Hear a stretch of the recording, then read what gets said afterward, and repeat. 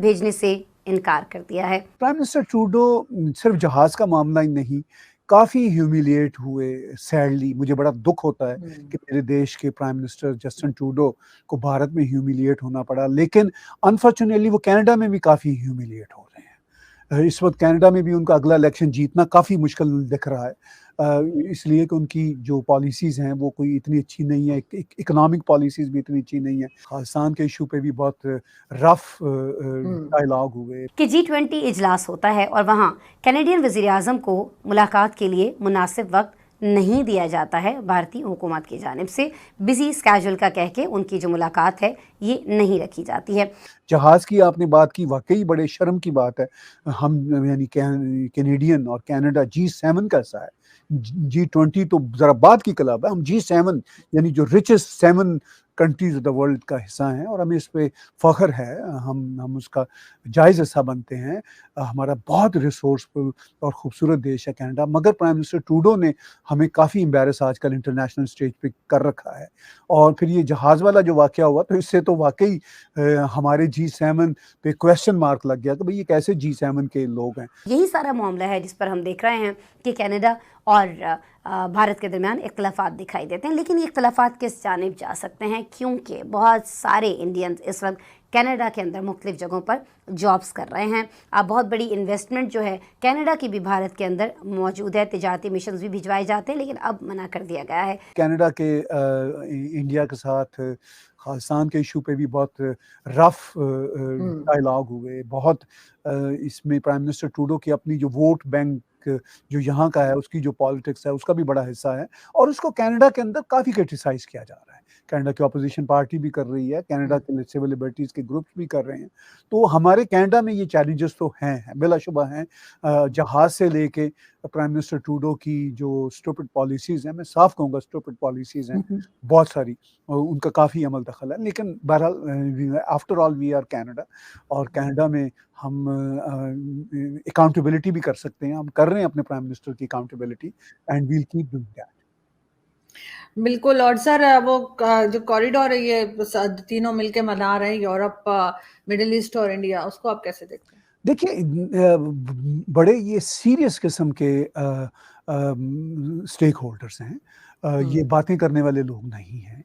Middle east की जो leadership है, ख़ासतौर पे जीसीसी कंट्रीज़ की, वो बड़े सीरियस लोग हैं। वो बातें बराए बातें नहीं किया करते। व्हेन दे से something they mean it. Same goes with India, European union. तो ये जो कॉरिडोर है, अब इसमें ज़ाहिर है पाकिस्तान उसमें शामिल नहीं है। पाकिस्तान कश्मीर, कश्मीर, कश्मीर की रट लगाए रखा हुआ है। अगर पाकिस्तान भी इसमें शामिल हो जाता, तो पाकिस्तान का बहुत भला था, बहुत बड़ी आमदन थी पाकिस्तान के लिए। ज़ाहिर है उसके लिए पाकिस्तान को अपना माइंडसेट चेंज करना पड़ता। वो पाकिस्तान चेंज करने को तैयार नहीं, किसी भी सतह पे, ना इंटरनेशनल नैरेटिव पे, ना अपने इंटरनल नैरेटिव पे। तो बहरहाल पाकिस्तान तो अभी उसमें से आउट है। ये इनके लिए एक मुश्किल ज़रूर है कि ये जो ज़ाहिर है कुछ ज़मीनी फ़ासला तो मौजूद नहीं है। ये कॉरिडोर जो भी होगा, ये वाया ईरान जाएगा अपैरेंटली, या फिर ये डायरेक्ट अगर समुंदर के ज़रिए ही जाना है, तो कोई ज़रूरी नहीं है कि ये इवन वाया ईरान भी जाए। ये सीधा मतलब इंडियन ओशन से होता हुआ, केरला के शोर से होता हुआ सीधा मिडल ईस्ट को लैंड करेगा। तो वो तो कोई इम्पॉसिबल नहीं है। ठीक है, वो सड़क नहीं होगी अपैरेंटली, लेकिन वो केरला से इंडियन ओशन का जो सीधा रास्ता जाता है दुबई और जीसीसी कंट्रीज़ को, वो समुद्री रास्ता होगा और फिर जीसीसी कंट्रीज़ से होता हुआ वो वहाँ से कोई दिक्कत नहीं है। वो तो इराक में भी एंटर हो जाएँगे, कुवैत से इराक में एंटर होंगे और इराक से होते हुए वो सीधा यूरोप में चले जाएँगे। टर्की, ईरान, जो भी, वो कोई बिग इश्यू नहीं है। वो अगर ईरान को बाईपास भी करना हुआ, तो वो there is not a big issue.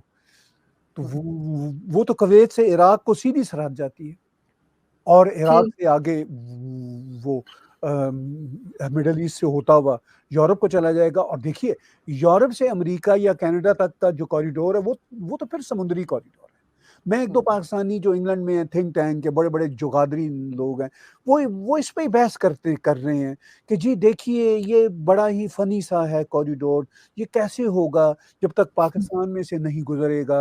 अच्छा, वो सड़कों में ही अभी तक सड़कों में ही घुसे हुए हैं। उनको ये नहीं पता, ये नहीं याद, वो इंग्लैंड में रहते हैं और इंग्लैंड में बैठ के उनको रोज देखते हैं कि रोज हर आधे घंटे बाद लंदन से ट्रेन निकलती है और सीधा फ्रांस जाती है 2 घंटे 21 मिनट में, और वो ट्रेन का कुछ हिस्सा समुद्र के अंदर से होकर जाता है। इन दिस मॉडर्न वर्ल्ड ये अपने पता नहीं जमीन की स्ट्रेटेजी में ही फंसे हुए हैं। इनको ये नहीं पता कि दुनिया कहाँ से कहाँ पहुंच गई। और लंदन में बैठे हुए लोग, मैं उनसे पूछना चाहता हूँ यार, आपके अपने लंदन में, आपके लंदन शहर से एक ट्रेन फ्रांस को जाती है और समुद्र में से होके जाती है, टनल एक है और उसमें से पौना घंटा वो चलती है ट्रेन। तो मतलब अगर यहाँ से इंडियन ओशन से रास्ता, वो जो बहरी रास्ता अगर जाता है जीसीसी कंट्रीज को, तो व्हाट अ बिग डील। अमीर मुल्क हैं दोनों, इंडिया भी अमीर है, मिडल ईस्ट भी अमीर है, वो भी कोई बीच में से छोटी टनल भी आ जाएगी और कुछ मतलब जहाज में भी से हो जाएगा। तो कॉरिडोर तो वही है। अच्छा, फिर वहां से मिडल ईस्ट से चलिए यूरोप को, तो जमीनी आपको रास्ते मिल जाएंगे, लेकिन यूरोप से कनाडा अमेरिका के लिए तो कोई जमीनी रास्ता है ही नहीं, कोई चांस ही नहीं। एक तरफ पैसिफिक है, एक तरफ जो हमारा अटलांटिक है, तो समुद्र के अलावा तो कोई रास्ता ही नहीं है।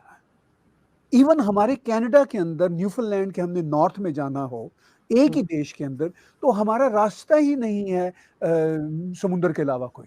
तो हम ये कहें जी कि हमारा तो कोई कॉरिडोर ही नहीं।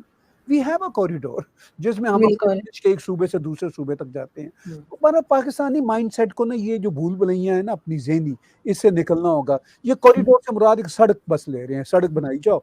उनको ये नहीं पता पानी भी एक सड़क है, हवा भी एक सड़क है, और ये मौका ने साबित कर दिया। ये बस सर अपने ख्यालों में रहते हैं। इनका ख्याल है कि पाकिस्तान ऐसी जगह बना हुआ है कि हर किसी को हमारी जरूरत रहेगी। वो शायद वो अफगान वॉर के टाइम से हमारी यही सोच बनी हुई है कि हमारे बगैर कुछ नहीं। बात पाकिस्तान की, अनफॉर्चुनेटली सैडली मैं कह रहा हूँ, पाकिस्तान की तो पाकिस्तानियों को जरूरत नहीं है। आज आप वीजे खोल दीजिए दुनिया के, पाकिस्तान खासतौर पर वेस्टर्न वर्ल्ड और मिडल ईस्ट के, तो